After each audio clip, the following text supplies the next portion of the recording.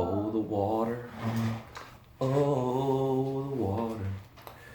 Okay, so here we're going to do a pretty deep one, continuation on the Archaeus of water, but less about the labor of physically making the Archaeus with the distillation process, and a lot more about the philosophical perspectives on what Archaeus means, and we'll also go into some of the symbolic representations of water, and going into the chemistry a little bit that will involve some pretty elementary chemistry concepts that I hope I won't lose anyone there.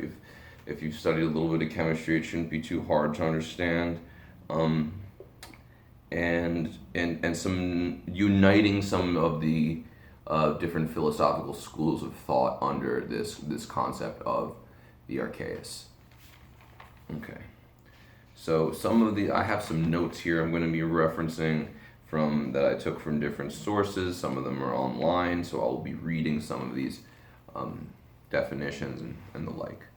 So where I'll start with it is, in the last video I talked about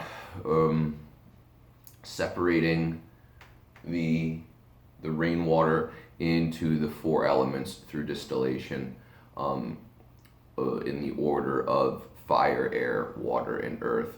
Fire being the most volatile, earth being the most fixed. So the first fraction that comes off is the fire, earth is the last one. Watch the previous video if you need a little more clarity on that. So now I will talk about other ways of looking at each of those elemental representations and their ether. So ether, often thought of as the fifth element, as space, or the spaces betwixt the air itself. And so it contains, ether's a little bit more of a far out concept in some way than the other elements, because it's almost mysterious, but it holds something. So if I were to describe the ethers attached to each fraction of the Archaeus, each element of the Archaeus, the fire would be chemical, the air would be light, the water would be life, and the earth would be reflective. So the fire ether within the fire fraction of the water is thought of as the perpetuation of reactions. So the fire is what keeps the reactions going. The water holding the spark of life. Water holds the key to life in many ways. Water is what makes life go on.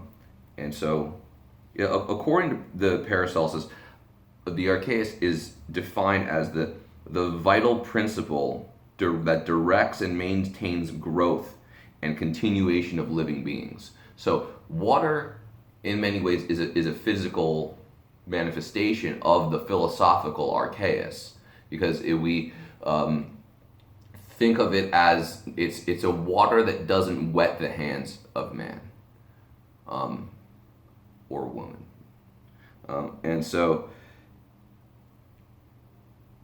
it's also the lowest and most dense aspect of the astral plane. So the astral plane is a higher dimensional space in which other things take place and then project down into this three-dimensional space that we live in. So back to the ethers, the fire being the perpetuation of reactions, the water being the matrix in which holding the spark of life. The air is sort of the most interesting ether as far as I'm concerned right now. It's the highest play in the physical world, the medium for virtues of higher realms to influence appropriate physical vessels. So the air Archaeus ether is all sort of where magic takes place. It's the medium by which these higher energies from the astral realm come through and into the physical realm. And the earth ether being the memory of earth, being the reflection. So it's like what has come through and manifested here is stored in it, like memory is stored in crystals, like a computer has silica computer chips, or quartz crystals or silica, so you can store information in a crystal. Okay, I'll come back to that. I just want to read some more of these philosophical explanations of the Archaeus. The segment of the closest quadrant of the higher worlds which blends with some similarity to the highest vibrations of our physical world. So it's the closest part of the higher world. Like I was saying, the most dense part of the astral plane moves through the Archaeus, and it blends a little bit with the highest vibrational aspects of this physical world. So it comes into it through that. The glue which binds the heavens to the material world. So the Archaeus is what allows the as above, so below principle. It holds it all together. Fire lodged in the center of the earth. So the generation of metals and minerals. The universal gur that I was mentioning in the previous video is thought to hold the seed of all four kingdoms, of the metallic mineral kingdom, the plant kingdom, and the animal kingdom. So metallic, mineral, plant, animal. We're animal as well. So you can theoretically grow some life if you add the different fractions of the water with the gur in the right proportions. You could grow some sort of life forms, homunculi, or even a plant life form in the water if you get it right. It's also thought of by some as the anima mundi, so the world soul. What the Archaeus is to the world, what a soul is to the body. An animating principle in some way. In the Hindu philosophy, the Brahman Atman. In Buddhism, the Buddha nature, or ki, chi, prana. All of those things. I'm going to go into some of the Kabbalistic stuff as well. Also, another way of looking at it from the Hinduistic philosophy is Maya Shakti. So Maya is the veil of Maya, right? It's the illusion in the physical world. In many ways, it's an illusion of separation, but that's what keeps our form, which is good. Because if you were to completely lift the veil of Maya, then we would just all dissolve into nothing, basically. Where it's like we wouldn't know the difference between anything. Yes, we are all one. It's more like we were all one, and then we came into this dance of separation and getting to understand different aspects of consciousness. So what I'm gonna go into a little bit more is some aspects of the Sphero and which is Kabbalah, and the salt aspects of the Archaeus and of water in general. So the salt aspect is is an ordering principle, or the Maya Shakti being the finitizing principle. So that which separates, and this is very Saturnian, because it's a restriction, materialization. So that which separates and defines it brings form, brings the physical world into form. It fixes things into a certain shape. So this is very Saturnian, which is the sphere of Saturn in the Sphero is Bina, understanding, the root of water. So these things get a little bit more heady, so I take it a little bit slower. Alchemical water is that aspect of life power which gives all things form. So alchemical water is not your regular water. It's not the rain. It's in all things. It's obvious to all, but not known by all in many ways. So the alchemical water is that aspect of life power which gives all things form, in aspect of substance, embodiment, in contrast to energy, movement. So this is where the Maya Shakti, the Shakti is more of the energy, the movement, the dance. The Maya is the embodiment, the substance, because the veil creates the substance. The veil creates the form. It's as explorers, as psychonauts, as people interested in philosophy and consciousness and understanding all these things, we lift the veil so that we can see behind it and understand the deeper aspects. But if not for the veil, then we would, like I said before, we'd dissolve. We wouldn't know the difference between anything. It's like if you're in the woods and you're looking at the trees and the animals and the leaves and sticks and the dirt and all that stuff, without the language of saying of those different tile forms that you say, that's a tree, that's a branch, that's the dirt, those are leaves. All of it is just one form, and it's just one thing. But without the veil, the Maya is the idea that those things are separate. That that's a tree, that there's branches, there's leaves on the ground, there's plants, but it's all just earth, right? But that's just another word, and behind it, we're all just one thing, but we're separate. Now we are.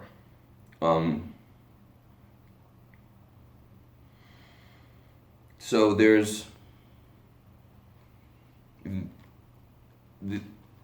I'm going to relate the top three spheres in the Sphero to sulfur, mercury, and salt. So Keter being the top, the crown, Mercury, the root of air, omniscience, sulfur, Chokmah, the root of fire, omnipotence, salt, Bina, root of water, omnipresence.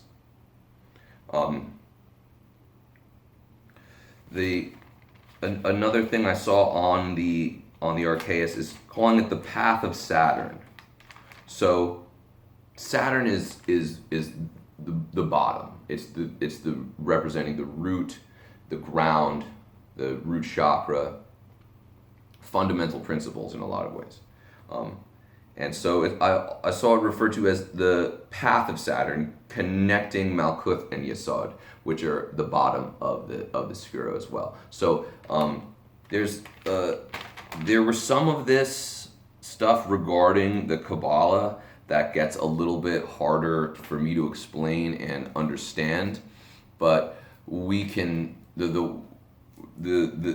what I came to learn from it is that each aspect of the sphero can have a sphere relating to a planet, but not be the philosophical alchemical representation of that planet. So Bina being the sphere of Saturn and understanding doesn't mean it's the alchemical representation of Saturn. It's like its domain, which is a little bit different. So there was some stuff regarding Luna, Moon, Jupiter, Mercury, and something else. I'm forgetting. Maybe I'll get into that I'll do another iteration of this video and get into all of that at another time. So the path, I understand the path of Saturn thing being like if Saturn's domain is up in Bina at the top, or in the top part of the sphero, the path being moving through Malkuth Yesod to get up to the crown area. So now I'm going to talk about one of the reasons we study water in alchemy is to understand the fire. So if you come to know the fire through knowing the water, and if you look at the alchemical symbols for fire and water, they're inversions. So alchemical fire is an upward facing equilateral triangle. Water is a downward facing equilateral triangle. So I'm going to explain some of this in light of chemistry and the structure of water, and get into some stuff that is a little bit more difficult in some ways. So water is a triangle. Water is the structure of water is a triangle. It's H2O, commonly known to many people, right? So the oxygen is, if the oxygen is here, the hydrogens are over here. The oxygen has two lone pairs of electrons, so it has 4 electrons that are not bonded to anything. It has it has electrons that are bonded to the hydrogen. So these electrons exist in probability states. This is the way we're thinking about water, but on molecular levels, everything exists in probability states. That's what quantum mechanics is about. So if we think about the molecular orbital orchestration of water, it's 1s2, 2s2, 2p4. So it has 2 sigma bonds overlapping where the oxygen is sharing an electron with each one electron with the water with the hydrogen atom that's forming the water molecule. So those 2 sigma bonds, which are spheres, are overlapping. So that forms the hydrogen-oxygen bonds. Then the valence electron, the 4 lone pairs are in p orbital. Not the 4 lone pairs. The 2 lone pairs that have comprised of 4 electrons is 2p4. So the p orbitals are like this.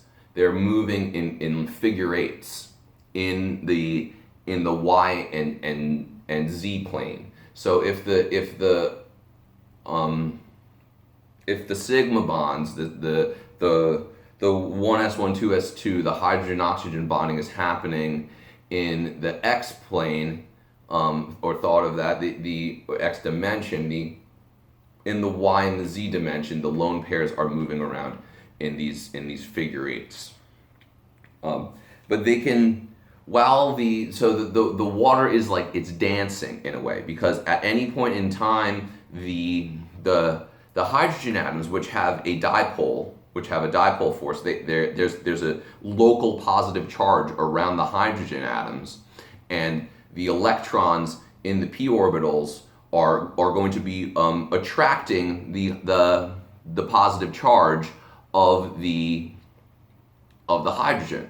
So the water could be like this, and then it could be up like this. The sigma bonds can move a little bit in space, so they're moving around these electrons that can exist anywhere in probability states in the electron cloud, in the p orbital. So it's theoretically the electrons would be repelling each other and be at their optimal distance, longest distance at any point in time, but it doesn't work that mechanically down in atomic space. That's what quantum mechanics is about. So it exists in a probability state that is calculated by the Schrödinger wave equation, that once you observe the state, then the waveform collapses and it takes on a certain form. So that's how we understand it, at least. This is also thinking about a single isolated water molecule, which doesn't really exist. Like it's a theoretical philosophical object to think about one water molecule. So if you think about the water molecule like this, and the lone pairs up here, how it's often drawn or depicted, then you have the water doing this dance of being in a upward triangle and a downward triangle. So the fire is in the water. There's a symbolic representation of that.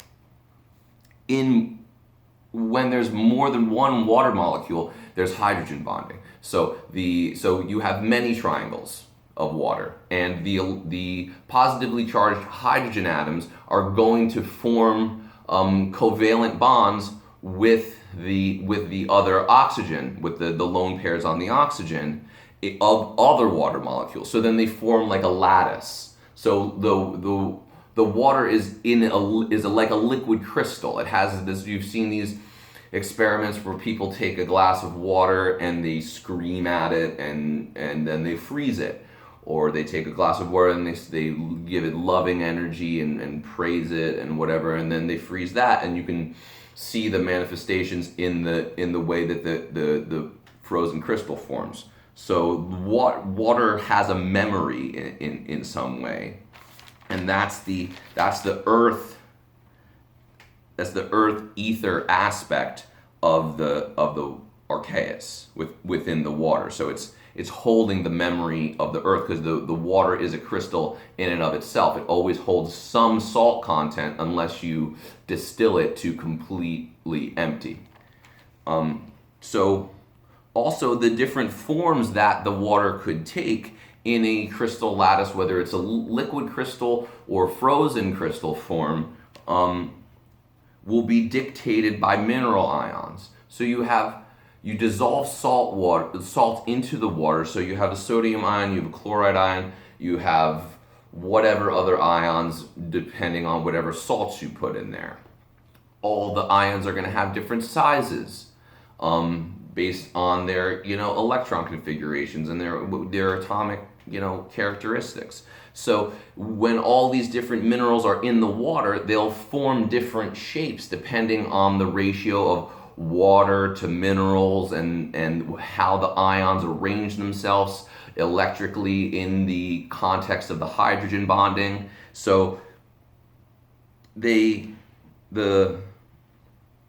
earth and salt aspects of the water help to finitize subtle geometries of the water in a liquid crystal form. So in many ways, the Maya is the salt aspects of the water that is this ordering principle. It's a Saturnian sort of thing. It's the root, it's the salt, and it's that which brings form. In a philosophical way, this is what the Archaeus is.